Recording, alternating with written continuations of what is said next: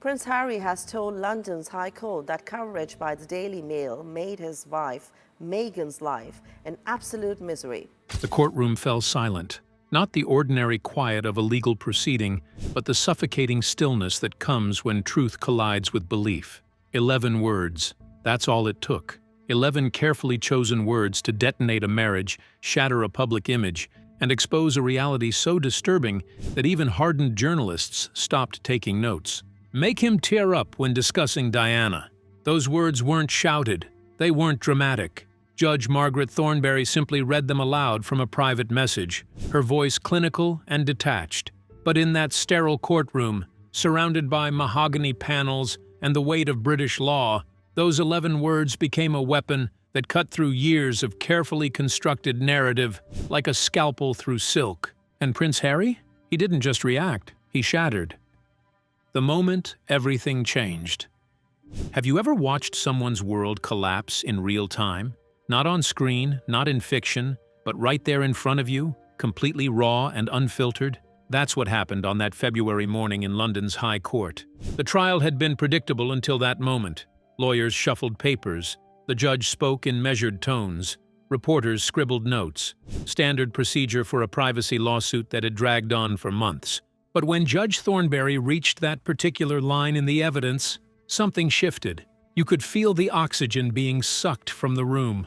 Every eye turned toward the witness box where Prince Harry sat, shoulders locked in military posture, jaw set with determination. Then came the crack. His jaw twitched first, subtle, almost imperceptible, but then his hands, resting on his knees, curled into fists so tight his knuckles turned bone white. His face, that famous face that had smiled from magazine covers and waved from palace balconies, twisted with something far more primal than embarrassment or anger. Pain, raw, visceral, devastating pain. What happened next will be replayed in documentaries for decades. Harry lowered his head slowly, like a man trying to make himself smaller, trying to disappear.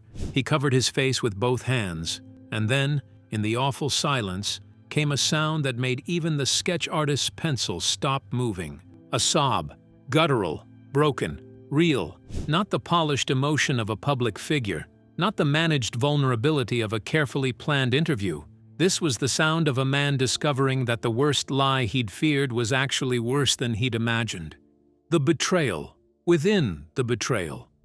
Here's what makes this story so devastating. Those messages were never supposed to see daylight. They were private conversations between Meghan and a trusted friend from her California days, someone she'd known since her acting career, someone she confided in about everything, or so she thought. That friend had quietly cooperated with the defense, the betrayal within the betrayal. But what she'd handed over wasn't just gossip or venting, it was something far more calculated, far more chilling. Judge Thornberry had warned the gallery earlier that morning. The messages contained graphic implications. Not sexual content, but something potentially more damaging. Evidence of systematic manipulation. That their pattern of destroying evidence and concealing their unlawful behaviour continued into the litigation itself.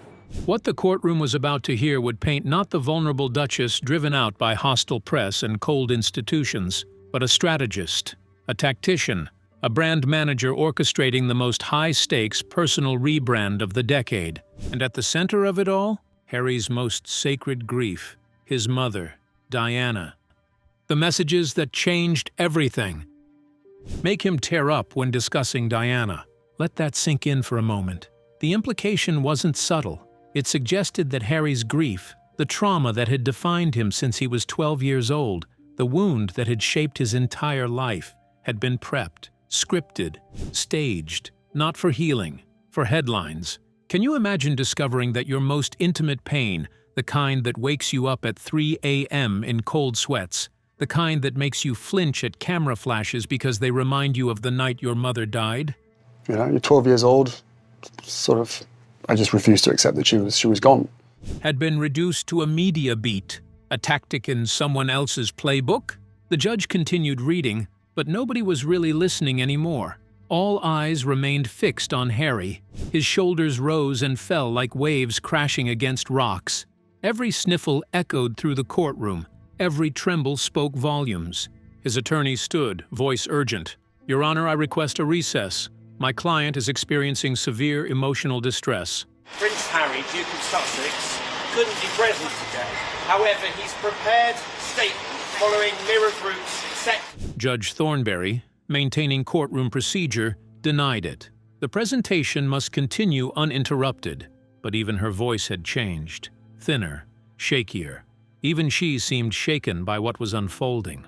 Outside the courthouse, phones buzzed.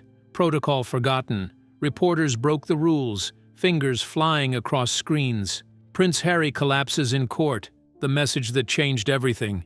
Text shatters Sussex defense. Some breaking news to bring you now from the High Court. The Duke of Sussex has settled. What had begun as a slow-moving legal case about privacy had just exploded into something completely uncontainable. 4 hours of devastating silence. For the next 4 hours, Prince Harry didn't speak a single word. He sat in that witness box, face flushed, eyes swollen, hands trembling, while message after message was read aloud, each one landing like a physical blow. Some messages were subtle, others were surgical, but together they painted a portrait too complex and too cruel to deny. One text from Meghan referred to a private family dinner as a goldmine of reactive content. Another described her plans to bake empathy into Harry's next public appearance. Then came this one. "He wears grief like silk. We just need the right lighting." Grief like silk. Think about that phrase. Think about what it reduces a person's deepest trauma to: fabric, texture, something to be displayed under the right conditions for maximum effect. The courtroom was frozen. Even veteran reporters who had covered wars and corruption scandals sat slack-jawed. This wasn't just reputation being dismantled. This was a worldview being destroyed in real time. The therapy sessions were rehearsed. The court entered what the defense called narrative construction and manipulation phase. It began with messages relating to Harry's therapy disclosures during the Oprah interview. You remember that interview, right? The one where Harry opened up about feeling trapped, about his struggles, about the system that had suffocated him. Meghan's private texts dissected his language like a director reviewing an actor's performance. Good. That line about trapped in the system landed well. But next time, pause longer before "I couldn't even call my grandmother. It needs space to breathe." There were rehearsals. You know, my grandmother has been amazing throughout. After my grandmother had said, "The moment you land..." Whole paragraphs that appeared nearly verbatim in their interviews, now traced back to Meghan's drafts with annotations. Insert breath here for a motion catch. Glance down and rub fingers when saying, "My brother stopped taking my calls." Each revelation chipped away at something once believed sacred. Harry shifted in his seat. His back stiffened, then slouched, then sagged entirely. At one point, he rubbed his face so hard it left red streaks across his cheeks. His lawyer leaned over, whispering urgently. Harry didn't respond. He looked like a man trying to physically retreat from his own skin.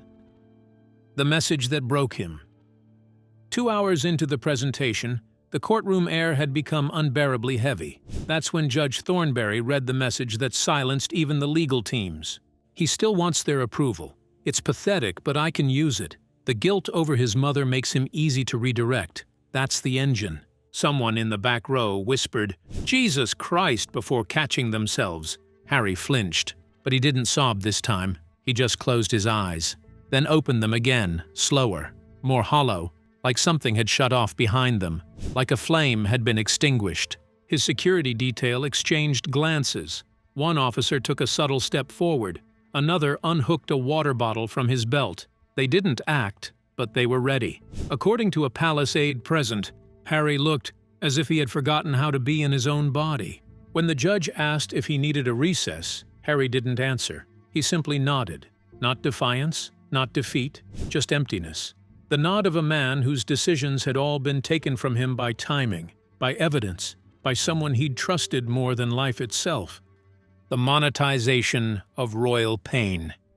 After a 30-minute break, Harry returned physically present but emotionally absent. His gait had slowed. His eyes were rimmed with red. His suit jacket hung off him like borrowed fabric. There were visible tissue marks on his sleeve. One of his lawyers tried to hand him a notepad. He didn't take it. And then the presentation continued. The court entered Phase 3, the monetization of royal pain. Messages discussed which childhood memories still had shelf life.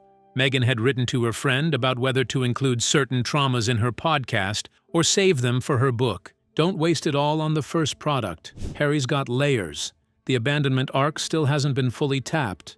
Abandonment arc. Like his childhood trauma was a television series with multiple seasons to exploit. Another message read, "We need to get a clip of him saying something about the Queen's corgis. Nostalgia is pure engagement." By this point, Harry was no longer reacting to individual messages. His hands were limp, his eyes fixed on the edge of the witness box, his breathing shallow. The only signs of consciousness were the slight twitches of his jaw and the rhythmic rise and fall of his chest. The judge noticed. She paused again, looked toward the bench. "Does the witness need another break?" This time his lawyer answered for him.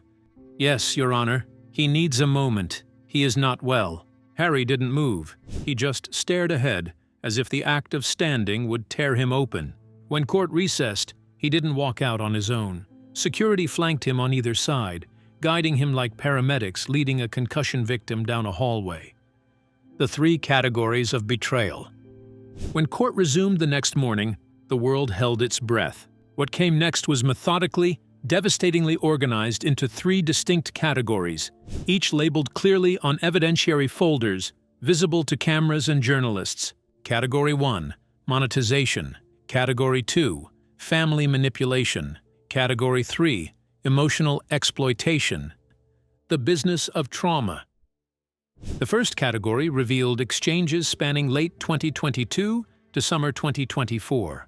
These weren't scandalous in tone, but strategic in structure, like reading a branding memo dressed up as personal correspondence. One message broke down revenue streams tied to specific emotional narratives. Diana legacy equals halo, William equals unresolved tension, Catherine equals comparison vector, Charles equals redemption thread if ever needed, us equals survivors reclaiming identity. Their Netflix contract was described as our pension vehicle. Meghan wrote they needed to stretch the royal trauma arc across at least 3 projects to ensure long-term cash flow. She used the phrase trauma fatigue pacing to describe how to time disclosures. Then came merchandising strategies, a children's brand featuring royal resilience themes, a plush toy line called Archie Bears, a motivational picture book tied to their daughter's name. Most shocking, a note labeled Crisis Capital that detailed how to pivot negative press into higher engagement by framing it as bullying or colonial backlash. One line, highlighted in bold, "We don't run from scandals, we alchemize them." What had been presented publicly as organic and vulnerable now looked painfully transactional. The royal family as chess pieces. If the first category undercut the Sussex brand, the second detonated its moral foundation. These messages revealed how Meghan viewed the royal family, not as relatives, but as players in a long-term negotiation. Prince William was the real threat, due to his polished anger and institutional loyalty. Meghan noted he was less emotional than Harry, more dangerous because of it, disturbing to watch. Catherine was called the uncrackable mask.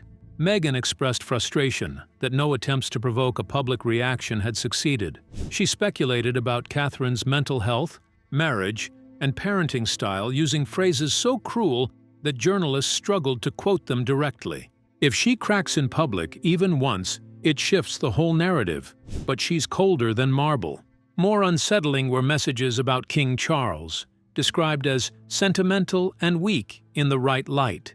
Meghan suggested he could be used for public reconciliation if we ever need to soften the brand, adding that his guilt over Diana could be a lever if pulled properly.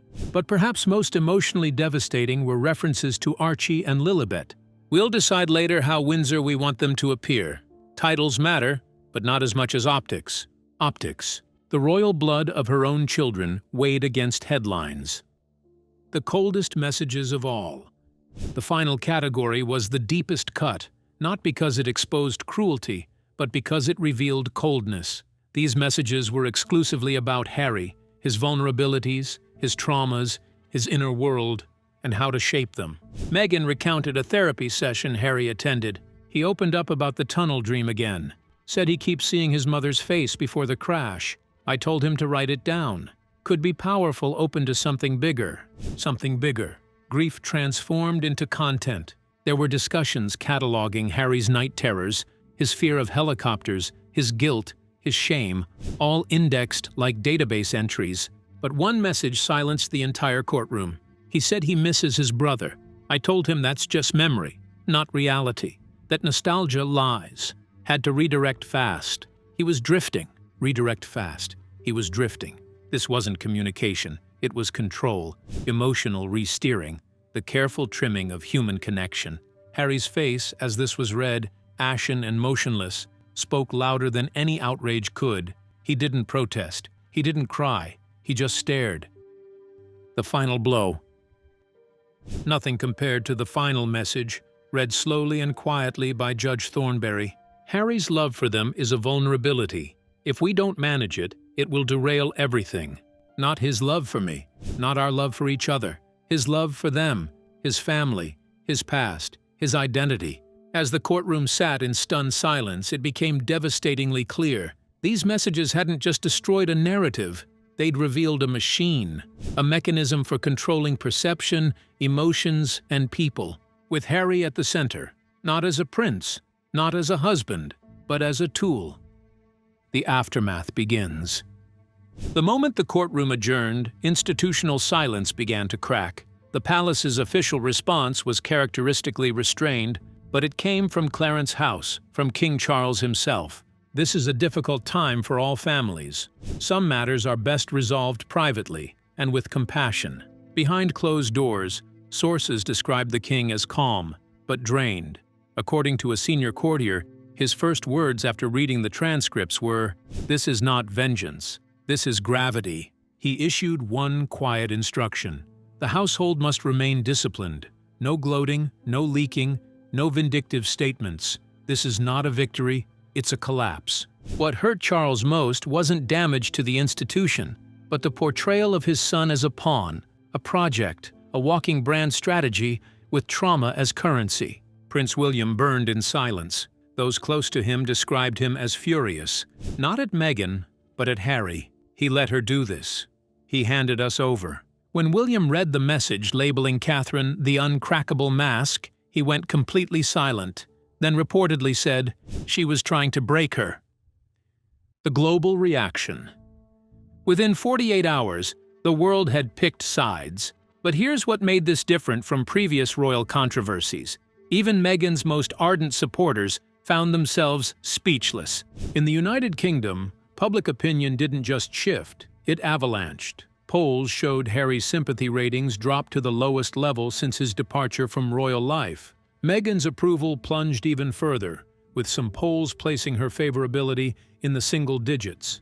But the United States, where the couple had found refuge and support, told a more complex story. Morning shows that had once championed their courage now featured panels of psychologists analyzing manipulation tactics. Editorials in major newspapers spoke not just of betrayal of family, but betrayal of trust with the public who had believed their narrative. Social media became a battleground. The hashtag #HarryDeservesBetter trended alongside hashtag #MeghanExposed. TikTok exploded with therapists breaking down the messages, identifying patterns of gaslighting and emotional control. Instagram influencers who had posted supportive content began quietly deleting old posts. Corporate sponsors felt the heat immediately. A streaming platform executive was quoted anonymously. "We bought a memoir, not a manipulation manual." Several brands quietly distanced themselves from Sussex-related projects. Endorsement deals entered what one insider called indefinite review. The psychology behind the pain. Mental health professionals who analyzed the courtroom footage and message content identified something crucial. This wasn't just about public embarrassment. Harry was experiencing what therapists call reality dissolution, the moment when your entire understanding of your life story gets rewritten by someone else. Dr. Sarah Mitchell, a trauma specialist who spoke to multiple news outlets, explained, "When someone you love uses your deepest wounds as strategic tools, it doesn't just hurt your feelings.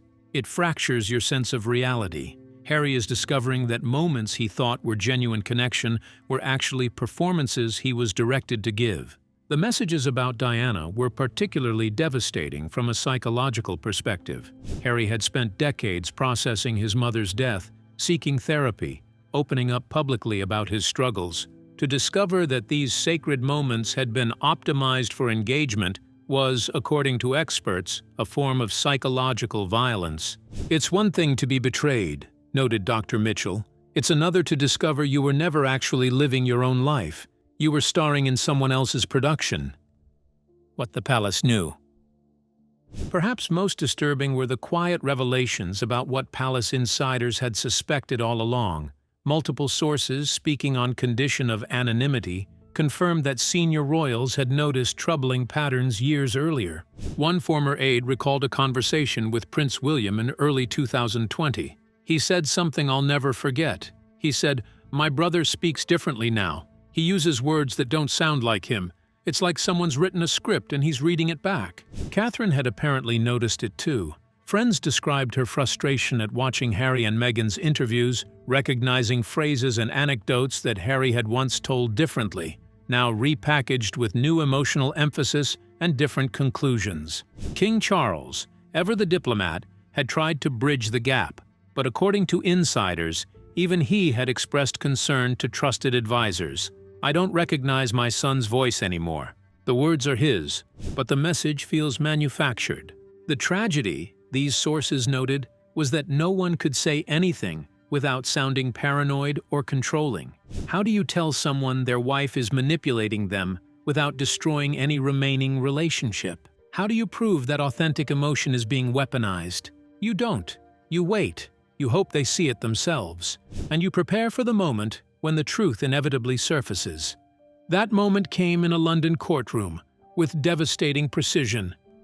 The children caught in the middle. Amid all the courtroom drama and global reaction, two young children became the story's most heartbreaking footnote. Archie and Lilibet, referenced in their mother's messages as branding opportunities, now represented something far more complicated: innocent casualties of adult warfare. Legal experts began speculating about custody implications. If Harry chose to leave or if the marriage collapsed under the weight of these revelations, where would the children live? British law, American law, royal protocol, and international custody agreements would collide in unprecedented ways. Royal historians noted that never before had the custody of children with royal blood been determined in American courts. The complications were staggering. Dual citizenship, security protocols, titles, education, cultural identity. More painfully, sources close to Harry revealed his deepest fear: that his children were being raised in the same manufactured environment he'd just discovered he'd been living in. Were Archie's milestones being documented for authentic family memories or for content calendars? Were Lilibet's first words cherished moments or engagement opportunities? The messages had planted seeds of doubt about everything. And for a father trying to give his children the authentic childhood he never had, those doubts were torture. Can Harry come back? Public sentiment began shifting, not away from Harry entirely, but towards something unexpected: pity. Millions watched the courtroom footage. Millions saw the shaking hands, the blotchy face, the silence of a man undone. Mental health experts weighed in, noting signs of gaslighting, codependency, trauma manipulation. Suddenly, a new narrative emerged: not Harry the betrayer, but Harry the betrayed. King Charles has reportedly communicated through intermediaries that Harry would be welcomed back to the UK privately, quietly, without cameras, not as a working royal, but as a son in need. The institution has rules, Charles allegedly said, but a father has none.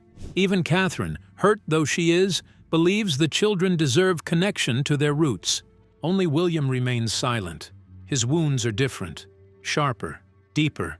The betrayal between brothers isn't constitutional, it's personal. 3 roads forward. Harry now faces 3 paths: stay, rebuild, renegotiate, try to forgive the person who may have rewritten his life story. Leave, divorce, disengage, Fight for custody and identity across the Atlantic. Return. Come back to the UK, to a family still reeling, to a public still uncertain, to an institution that may offer comfort but never forgets. Each path carries a price. Each demands sacrifice. But only one offers truth. And after everything, after the tears, the transcripts, the trauma, truth is what Harry may now crave most of all. Because in the end, no matter how far a prince travels, no matter how many crowns he walks away from, he is still a son. He is still a brother. And perhaps someday soon, he might be ready to come home. The question isn't whether the door is still open.